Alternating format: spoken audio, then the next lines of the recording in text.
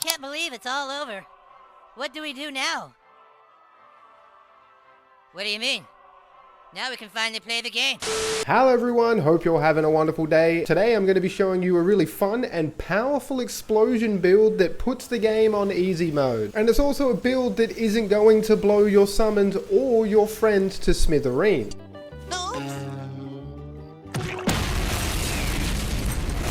So if you want to steamroll through boss rush or any part of the campaign with explosion damage, then this build should have you covered. Plus surely you're going to get some brownie points from the boys running an explosion build that doesn't just blow them up every time you fire off a goddamn mod. I know it can be funny from time to time, right? Yeah, it's good fun blowing your friends up, but there's too much stake in boss rush now trying to get XP, so be a legend, not a bloody dickhead. So I bet you it's no surprise that we are going to be using Archon and Summoner to try and get the most out of our mod and our explosive damage, and we have some pretty respectable damage with this build as well. I've always wanted to try and get a Sagittarius bow mod spam build to work, but it just wasn't quite there. It felt like there was something missing. But that all changes today, baby, now that mod generation has been fixed and we've got loads of extra fragments that further improve mod and explosive damage. Disclaimer inbound, this build is a little bit of a glass cannon build. We do have our summons which do help a little bit with survivability, and also we're not blowing them up every 2 seconds, so they do actually have a chance to try and help us out on the battlefield sometimes. And now that they have fixed mod generation, we have a shit ton of mod generation to work with, so you shouldn't ever have an issue where you're standing around waiting for your mods to come back.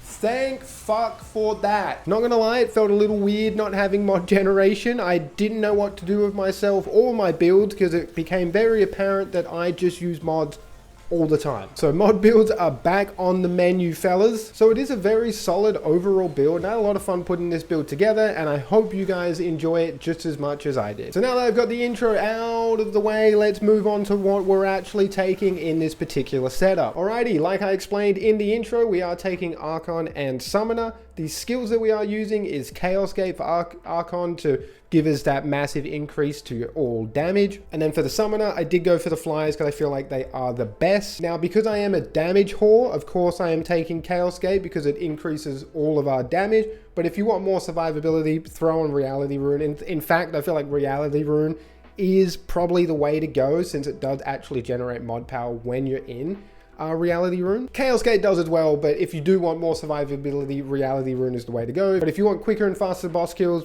choose Chaos Gate. For the armor, we got the nano-plated transmitter. We got the Fatir chassis. I think that's how you say that word. The nano-plated waist and also nano-plated hand. The reason we are wearing this armor is because I've only got 3 points into strong back, so this is the heaviest amount of armor we can wear without going over into another weight threshold. I'm using the Quilted Heart just because it's a little bit better for, you know, kind of speed running through dungeons and boss rush as you're able to have infinite stamina. The Constrained Heart is really good. Pretty much any heart is going to fit this build. There's no real designated heart for this setup. So feel free to use whatever you want. I personally like the Profane Heart, the Constrained Heart, and also the Quilted Heart. Now, I'm sure you can tell by the clips, but we are using the Sagittarius bow. We're not really firing with the bow the normal way. We're just using the mod and only the goddamn mod. Because Starfall hits like a friggin' truck now. And I think it is because we have extra fragment that further boost explosion. And we do get mod crit chance, which I don't think that was a fragment before, so that definitely helps. So what Starfall does is you can shoot at the enemy or you can shoot it on the ground. It's going to open up a big portal above that targeted area, and it's just going to rain these star fragments down, and they're going to explode for a certain amount of damage within 3 meters. So one little star fragment that falls down, even though it hits one enemy, it still has an area of effect on it, which is very nice, and this is how you're able just to nuke everything very quickly that is standing under this Starfall. So very, very strong mod. We are using the feedback mutator just to help us get our mod power back so we can keep spamming Starfall as much as possible. For our melee weapon, we do have the Huntress Spear. We got the Huntress Spear mainly because we're able to apply that corrosive dot with this particular melee weapon, which is going to give us 10% increase to all damage. Corrosive is very, very strong in this game, and it is kind of needed if you want to try and get the most damage out of your build. I've also kitted this out with the Volatile Strike Mutator. This is really good. This is going to give your melee damage explosive damage when you hit the enemy. When you do level this up to +10, you get movement speed. You get 20% movement speed, which is also pretty handy. It's going to help in certain situations, especially when you know you get the movement speed. You can kind of just like hopefully throw it at an enemy, and then you're able to run away, get some distance to, you know, fire off your mods and just take them out easier. And then for our sidearm, we have the Tech 22 handgun. I personally really like this weapon. Not that we're really going to be shooting bullets out of it. We're mainly just going to be mod spamming. And that is the main reason we've taken this weapon, because it does have a free mod slot available. But the Tech 22 does come in handy sometimes when, you know, the enemy's got a little bit of health left. It's just nice to spray them down with the Tech 22. Like I said, the main reason we're using this weapon is because I do personally enjoy it, but because it does have that free mod slot. So we can slot in the flying bomb trap, which is arguably one of my favorite mods in this game now that got added in with the Yeisha DLC, I think. Now the flying bomb trap is really good because it's able to apply that corrosive dot, and it's also able to hit flying enemies. The biggest selling point of this mod, besides the corrosive dot, is the fact that it can hit flying enemies.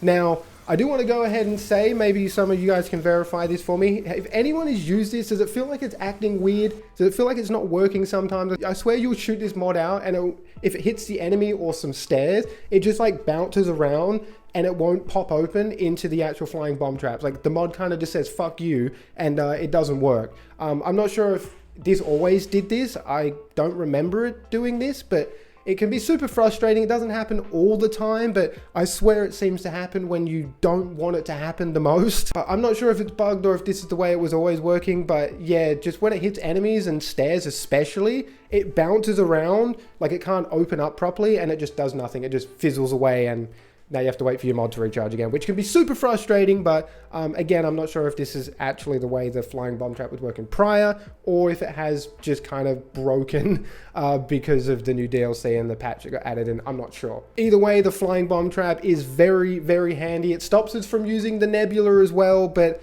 you know, the nebula still works in this build, and sometimes you will have to switch to it, especially if there's bosses out of reach you can't get the flying bomb trap to actually hit. But it is nice to be able to use a build where you're not just locked into using goddamn nebula. We do have the harmonizer mutator here. This is just so when we use the mod, we're able to recharge more mod power for our starfall. Plus it also is giving our flying bomb trap more damage, so very nice. So now for the juicy stuff, the amulet and the rings. So I'm only going to really talk about one thing because it's brand new, and that is the amulet, the reaction chain. This is a pretty good amulet. The fact that you get 20% mod damage, and it also gives 50% of the mod power spent to your stowed weapon. I was using the reaction chain to kind of get some mod spam builds to work before they fixed mod generation. It still didn't work the way I wanted it to, but it was a nice filler why the mod generation was kind of busted. But now the mod generation has been fixed, I feel like this is just a really strong amulet to just keep mod spamming even more. The fact that you're just replenishing more mod power to your stowed weapon when using mods. The reaction chain, very strong. We do have Burden of Gambler. I've got the Faerun Sigil to just help with a little bit more mod generation on crits. Braided Thorns, more crit chance, and then we got the Probability Cord, which is more crit damage. Quickly want to show you over here, if you have a look at crit chance, we have 20% crit chance and 19 mod crit chance. So I think in total our mods have 40%, nearly 40% crit chance, which is pretty good. Every second hit, it's gonna crit. So that's why we have got the Burden of the Gambler and the Probability Cord, just to further increase our crit damage, since we nearly have a 50% chance to actually crit. Now I've done a lot of explosion builds in the past, so I did want to use something different here. It wasn't that much different, but I just wanted to use maybe some different amulets and rings that I'm used to using.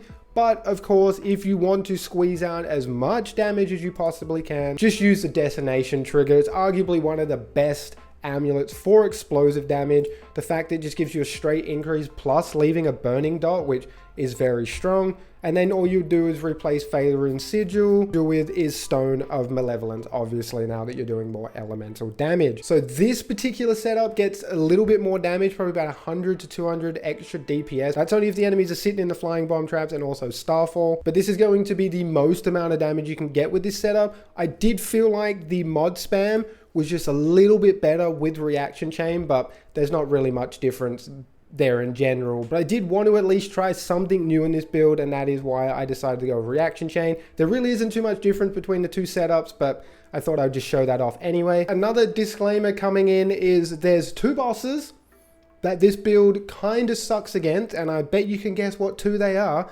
Lydusa and Alepsis Tura. So if you do run into them with boss rush, pretty simple fix, just switch Starfall, put Thorns on. Thorn is such a good gun now, especially with the detonator Mutator, and then you could just switch to Nebula if you really wanted to. See, I've already got this set up for a quick switch. Just put Nebula on. I have got failsafe. You could, you know, switch out Mutator if you want. I've just got this here just so it is a quicker switch for myself. This is going to be a much more chill time against Lydusa and like Alepsis turret, instead of using Starfall and the flying bomb trap, because they don't stay in one spot. They're flying around constantly, Alepsis turret even more.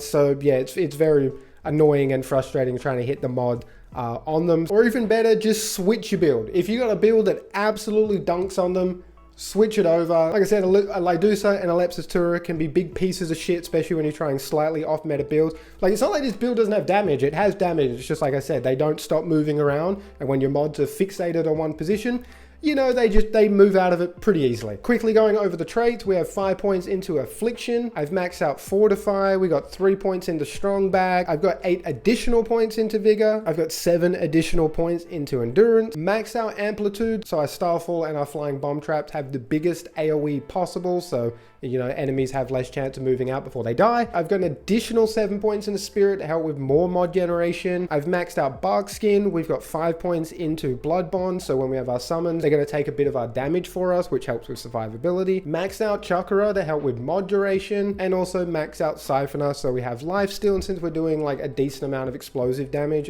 this is able to top our health up pretty quickly when we do use our mods. Now, last but not least, the Fragment and everybody's favorite Prism system. So for the Fragment, we got explosive damage, we got mod damage, and modern skill cast speed. This is just really good since we are using a mod spam build that we're going to want explosive damage, and mod cast speed. Now for the Prism, we have mod crit chance, range damage, and melee damage. Ignore those two there. They're fucking pointless to this build. I just had no other option but to roll range damage, and now I'm trying to fix my fuck up by putting melee damage to try and get the fusion to give me a free slot available. Sapper, very, very strong for this setup, and also Mage, when I level this up, that will also be very strong for this setup too. Not a perfect Prism by any means necessary. Definitely are some Fragments there that are further improving this build, but not by much now. And all these clips I am showing you, I didn't have Mage, and my Sapper was like level 2. I've only just been really grinding hard on the XP recently because I really want a legendary goddamn Fragment. Yeah, ignore the range damage and melee damage. I would say, if anything, you'd probably want the cast speed there,